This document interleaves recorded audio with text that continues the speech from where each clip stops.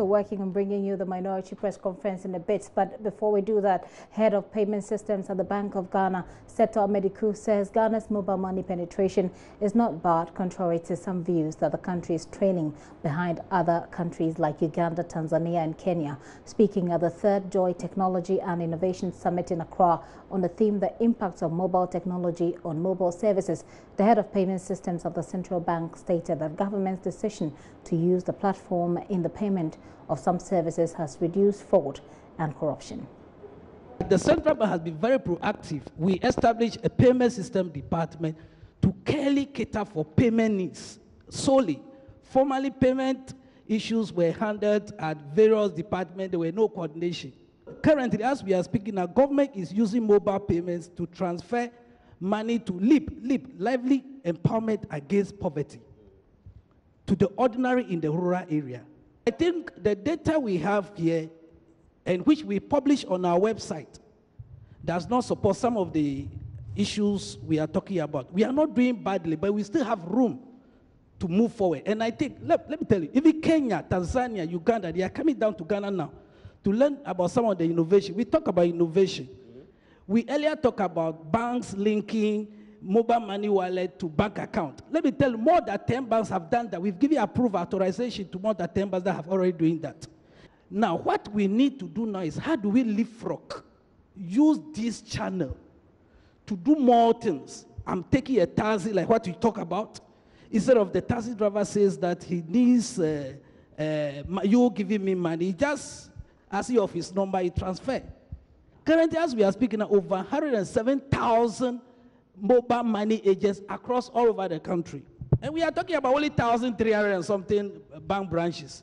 So currently, as we are speaking now, somebody who is in Akimoda who wants to pay school fees doesn't need to go to the school to pay. He can log on to the platform, the electronic platform, and pay. So please, a lot are happening. I believe that even in a year's time, when you hold the same program, float will be in as over 2.5 billion, 3 billion. Looking at where we are coming from. The year ended about what level? And we are already in August. July data hasn't come. You wash out. July data may be hitting over 2 billion. So, yes, the banks have seen the advantages. Even government itself. One thing good for the central bank now is that we've got a strong government support for electronic payments. Government, per its own announcement, said that they want to promote electronic payment because they've seen that it will reduce fraud.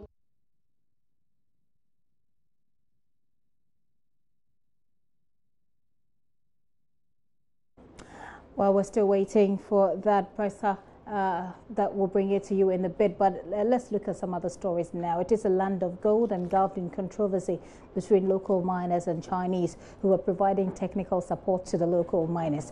But the controversy deepened following the death of 7 local miners this year, leading to fears that there could be a standoff and government had to intervene.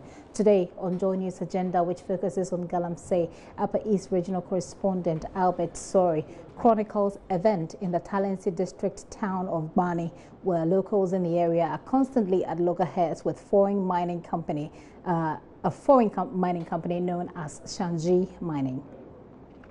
Bani, a large farming community rich in gold. Like all mining areas in Ghana, Bani has a mix of all manner of persons constantly prospecting for gold. There are the legal mining entities and, of course, the illegal miners, popularly known as Galamsey operators. The pollution of water bodies and the destruction of land surfaces, which typically characterize Galamsey operations, are missing here at Bani because the mining here is done underground. Over the years, several deaths have been recorded among the local miners due to underground accidents. While these accidents are thought to be due to unauthorized blasts, often carried out by the illegal miners themselves, the local people always put the blame on Shanji Mining, a Chinese mine support service company working in the area. Since 2013, many young men, including Sefas Bazinwomit, Nambok Yao, Tahiru Yusufu, Boazo, among others, had perished through deliberate blast poisoning.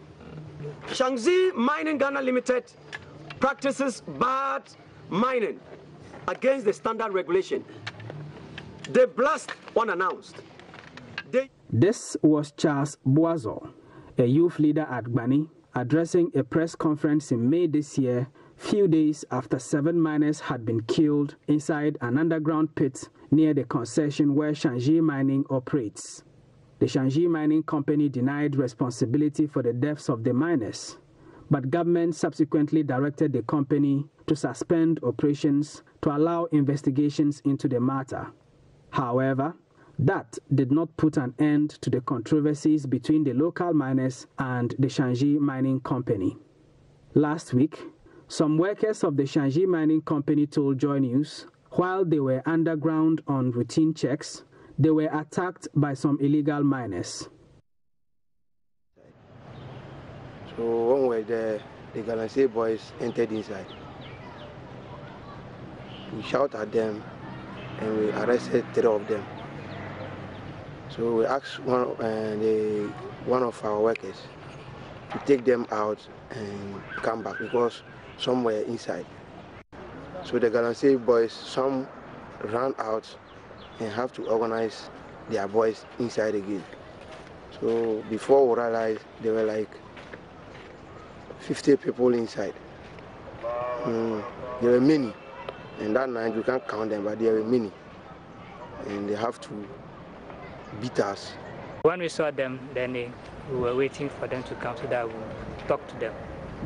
After they came up, then one person came up, we were able to get in so that the security men took them up. Then from that one, because of the reaction of other people, the remaining one came and they started attacking. So that is why I have this. When Lands and Natural Resources Minister John Peter Mewu paid an official visit to Gbani, operators of Shangji Mining explained that the activities of the Galamsey operators were the cause of the numerous misunderstandings. These pits have been deepened, dangerously deepened, to our underground workings, and they use them as entry pits to the workings we have underground. God knows where these people get their explosives from.